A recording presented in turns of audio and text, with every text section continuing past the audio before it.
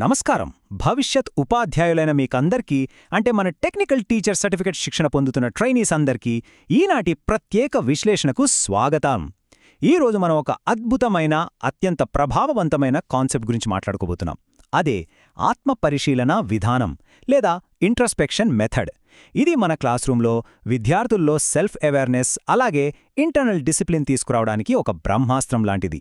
So ఏమాత్రం ఆలస్యం చేయకుండా డైరెక్ట్గా టాపిక్లోకి వెళ్ళిపోదాం. బయట ప్రపంచాన్ని జయించాలంటే ముందుగా మనల్ని మనం జయించాలి. ఎంత పవర్ఫుల్ కోట్ కదా! ఈ ఒక్క మాటలో మన మొత్తం ఇంట్రోస్పెక్షన్ మెథడ్కి సంబంధించిన ఫిలాసఫీ దాగి ఉంది. బయట మనం సక్సెస్ అవ్వాలంటే ముందు మన లోపల, అంటే మన థాట్స్, మన ఎమోషన్స్ మీద మనకు కంట్రోలుండాలి. ఈ బేసిక్ ఐడియాపైనే మనం మాట్లాడుకోబోయే ఈ ఆత్మపరిశీలనా విధానం ఆధారపడి ఉంది. ఈనాటి మన విశ్లేషణలో మనం ప్రధానంగా కవర్ చేయబోయే అంశాలు ఇవే. ముందుగా అంతర్గత ప్రపంచాన్ని జయించడం గురించి చూద్దాం. ఆ తర్వాత ఆత్మపరిశీలన విధానమంటే ఏంటి, దాన్ని ఎలా ప్రాక్టీస్ చేయాలి, దానివల్ల కలిగే లాభాలు, ఆచరించాల్సిన సరైన సమయం, అలాగే అందులో ఉండే కొన్ని లోపాలు, అండ్ ఫైనలీ ఇందులో స్టూడెంట్స్ రోల్ ఏంటి, ఇవన్నీ స్టెప్ బై స్టెప్ చూద్దాం. ముందుగా మొదటి అంశం, అంతర్గత ప్రపంచాన్ని జయించడం. అసలు ఈ ఫ్రేమ్వర్క్ ఎలా ఉంటుందో ఒకసారి విజువలైజ్ చేసుకుందాం. ఇక్కడ కనిపిస్తున్న ఈ అద్భుతమైన పోస్టర్ గమనించండి. ఇది ఇంట్రోస్పెక్షన్ మెథడ్కి సంబంధించిన కంప్లీట్ బ్లూప్రింట్ అన్నమాట.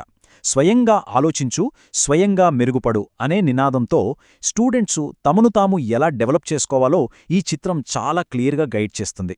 ఒక రకంగా చెప్పాలంటే ఇది వాళ్లకు వాళ్ళు అద్దంలో చూసుకుని తమను తాము సరిదిద్దుకోవడానికి సహాయపడే ఒక అద్భుతమైన టూల్.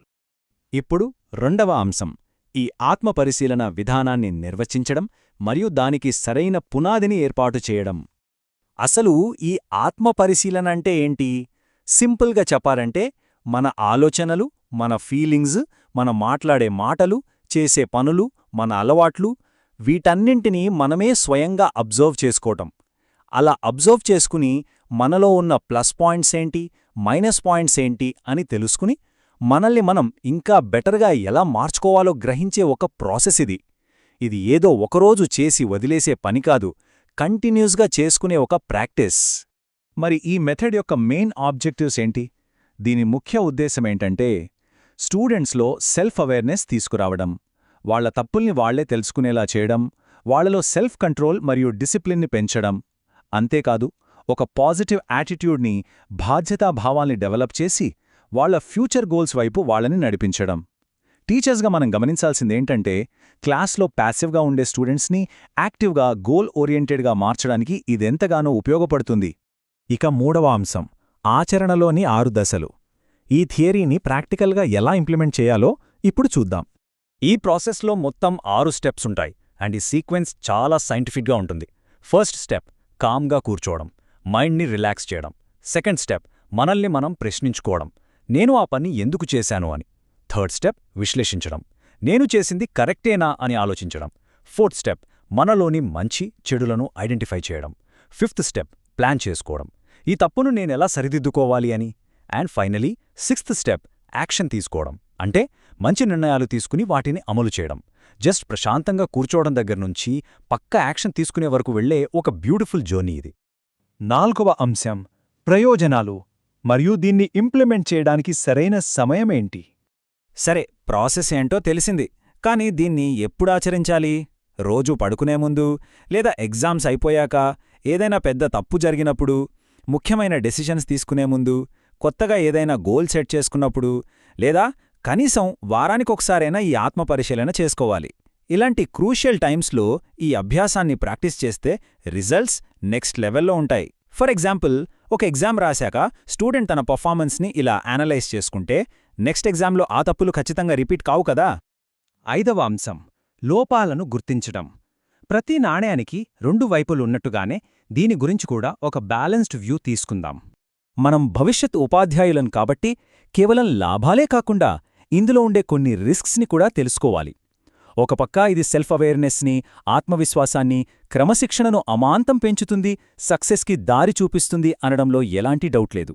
కానీ దీన్ని అతిగా చేస్తే మాత్రం పిల్లలు డిస్కరేజ్ అయ్యే ఛాన్స్ ఉంది. వాళ్ళని వాళ్ళు అనవసరంగా బ్లేమ్ చేసుకుని ఆత్మన్యూనతకు గురయ్యే ప్రమాదం ఉంది. దీనికి చాలా టైం, పేషెన్స్ కావాలి. అందుకే సరైన గైడెన్స్ లేకుండా దీన్ని వదిలేస్తే అది రివర్స్ అయ్యే ఛాన్స్ కూడా ఉంటుంది. మార్గదర్శకులుగా మన పాత్ర ఇక్కడే చాలా ముఖ్యం. ఇక 6వ అంశం విద్యార్థి యొక్క కీలక పాత్ర. వాళ్ళ యాక్టివ్ పార్టిసిపేషన్ గురించి మాట్లాడుకుందాం. ఇదంతా వర్కౌట్ అవ్వాలంటే స్టూడెంట్స్ రోల్ ఏంటి? ఫస్ట్ అండ్ ఫార్మోస్ట్, తమని తాము పరిశీలించుకునేటప్పుడు వాళ్ళు చాలా హానెస్ట్గా ఉండాలి.